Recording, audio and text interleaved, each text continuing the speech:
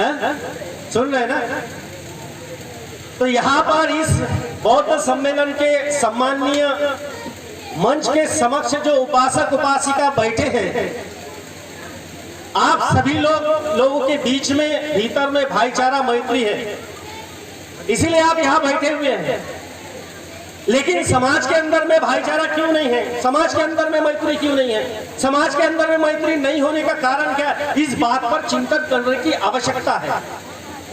और समाज के अंदर में खासकर किस प्रकार के लोग रहते हैं तो वो भी समझने की आवश्यकता है, वो भी जानने की जरूरत है।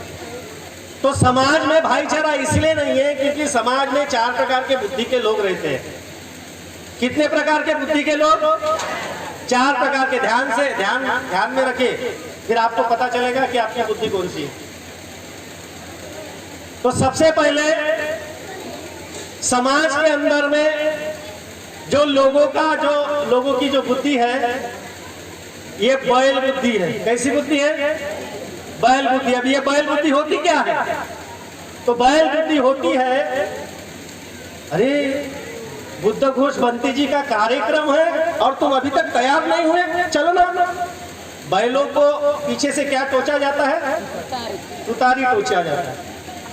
और एक उपासिका जो श्रद्धावान है वो ये बैल बुद्धि को तुतारी टोचती है या टोचता है। चल रहे भैया, बुद्ध घोष बंटी जी का कार्यक्रम है, और बेचारे वो तुतारी टोचते तब बैल आगे बढ़ता है। तो ये कौन सी बुद्धि हो गई? बैल बुद्धि। दूसरी बुद्धि है सान्या बुद्धि।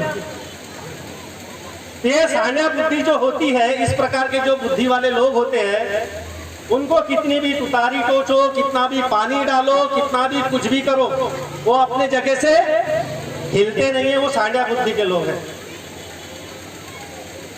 तीसरी जो बुद्धि है वो तोता बुद्धि है। अभी यहाँ पर भिक्षु लोग प्रवचन कर रहे हैं, उपासक उपासिकाएं प्रवचन कर रहे हैं, यहाँ से रट लेंगे, यहाँ से सीख लेंगे और फिर उधर जाएंगे, हाँ देख मैं कितना अच्छा भाषण करता हूँ, बिल्कुल आनंद बंटी जी की नकल मारेंगे, हर्षबोधी बंटी जी की नकल मारेंगे, या वो बुद्ध घोष बंटी जी की नकल मारेंगे, और देखो मैं कितना विद्वान और महान आदमी हूँ। तो ये कौन सी बुद्धि हो गई? तोता बुद्धि। तोता बुद्धि जो है, तोता सिर्फ बोलता है लेकिन उसका स्वाद उसको पता नहीं होता है, उसका मीनिंग, उसका मतलब, उसका अनुभव उसे पता नहीं होता है, इसलिए तोता बुद्धि के लोग होते हैं। कितनी बुद्धि हो गई? 3। चौथी बुद्धि जो है ये सुअर बुद्धि। चौथी बुद्धि कौन सी है? सुअर बुद्धि। अब ये सुअर बुद्धि के लोग होते कैसे हैं? तो थोड़ा सा ना, मैं जय माता दी नव दुर्गा का कार्यक्रम आया है, इसलिए मैं जय माता दी की जय बोलूंगा या जय बोलूंगी या 9 दिन उपास करूंगी। अब बुद्ध घोष बंटी जी का कार्यक्रम आया है तो वहां पर भी सफेद साड़ी पहन के या सफेद कपड़े पहनकर वहां पर भी हम शामिल हो जाएंगे। यानी सुअर का काम क्या होता है? वो मैला भी खाता है और चावल भी खाता है, अच्छा भी खाता है और गंदा भी खाता है। तो ये जो सुअर बुद्धि के लोग होते हैं वो बुरा भी ग्रहण करते हैं और अच्छा भी ग्रहण करते हैं, और उससे बेनिफिट होता जाता कुछ नहीं, सुअर जैसा रहता है। तो ये कौन सी बुद्धि हो गई? सुअर बुद्धि। यानी कि भ्रम में जीते ये लोग, ये सदा कदा भ्रम में जीते हैं, और सुअर बुद्धि के लोग ज्यादा है, मैं बता रहा हूं। और अपन स्पष्ट बोलते, खुल्लम खुल्ला बोलते, जिसको बुरा लगे लगे, जिसको अच्छा लगे लगे, और बुरा लगे तो 2-4 रोटी ज्यादा खा लेना, और मेरे को बुला लेना तो मैं और खिला दूंगा ज्यादा, कोई बात नहीं उसमें। तो ये सुअर बुद्धि के लोग होते हैं कि जो भ्रम में रहते हैं और सबको भ्रम फैला रहा है। जो अज्ञान में जीते हैं खुद भी अज्ञान ग्रहण करते, इधर ज्ञान भी ग्रहण करते, इधर अज्ञान भी ग्रहण करते। आप बताइए कि अच्छे पानी में कोई गंदा पानी मिला दिया जाए तो अच्छा पानी क्या हो जाएगा? जाहिर सी बात है। इसलिए सुअर बुद्धि के लोग ऐसा करते हैं कि अच्छा भी ग्रहण करते, यहाँ से प्रवचन भी सुनकर जाएंगे और उधर जाके क्या करेंगे घर के अंदर में। आज का कौन सा दिन है?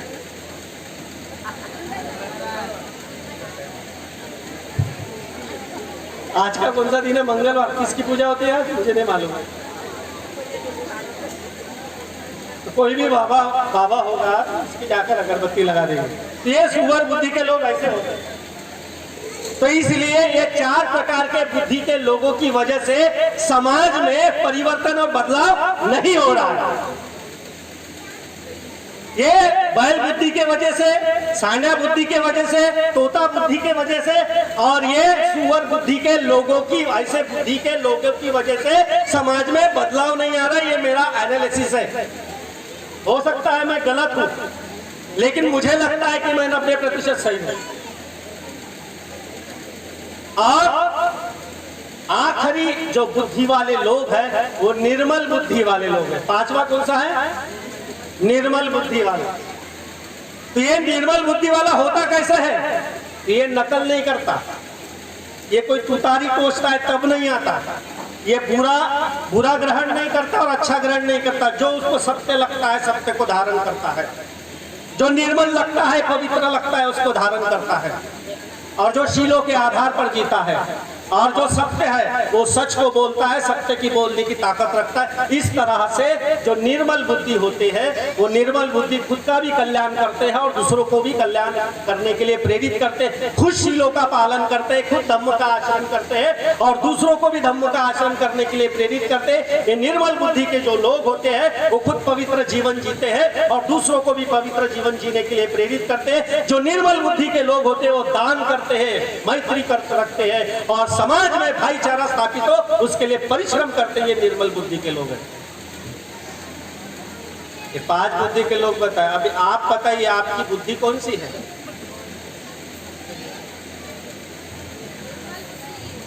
आप लोगों की बुद्धि कौन सी है? अब 2-4 लोग ही बोल रहे, बाकी लोग तो देख लो बाप। ठीक है, तो आज के इस उपलक्ष्य में मैं समाज में जो चल रहा है, समाज संगठित, या ये बार बार ये शब्द बोला जाता है कि समाज संगठित क्यों नहीं हो रहा है, तो समाज इसलिए संगठित नहीं हो रहा है कि ये 5 प्रकार के बुद्धि के लोग होते हैं, इसलिए समाज संगठित नहीं हो रहा है। मैं बोलता हूँ कि जो सुअर बुद्धि के लोग हैं, तोता बुद्धि के लोग हैं, सान्या बुद्धि के लोग हैं और जो बैल बुद्धि के लोग हैं, इन्होंने निर्मल बुद्धि वाले जैसा बनने की क्या करना चाहिए? कोशिश करना चाहिए, तभी समाज अपने आप संगठित होगा।